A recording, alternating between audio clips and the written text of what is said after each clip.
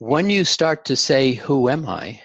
And you've got all that should all over you, and you're basically trying to create something in the future, but you've got all these restrictions in your past about your future, you are off balance all the time, playing in that third dimensional box. That third dimensional box also has some conditions to it that make it very charged or very challenging, or let's call them structures. The third dimensional box is conditional. Period. End of discussion. In third dimension, everything is conditional. There is no unconditional love, unconditional anything in the third dimensional box. But you don't only live in that third dimensional box, you live in a third and a fourth dimensional box at the same time. I'll explain this. So in that third dimensional box, though, you have all this uncertainty about yourself. And in that third dimensional box, there is resistance. Everything is, when you start to play in it, you find yourself often in resistance, in fear, in words like jealousy, rage,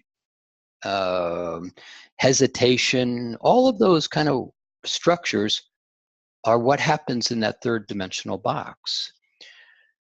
But when you can basically make a couple of decisions, a couple of choices, become aware of yourself in a number of ways, and you can start to recognize that if I get into present time, meaning right now, and if I can be in the center of my head rather than spread between past and future, if I can get calm and grounded, I can begin to choose differently. But when you're in reaction, they said, I hope this doesn't happen, oh my God. In those reactionary states, you don't have choice, you have reaction.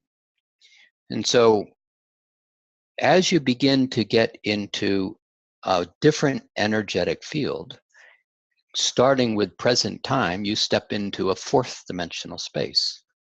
Fourth dimension is not physical. It is an energetic state.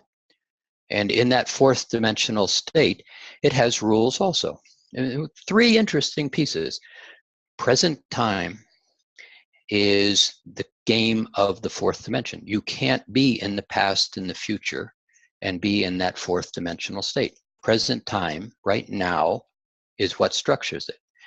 If you can be in present time, instead of being in third dimensional reaction, you can create choice.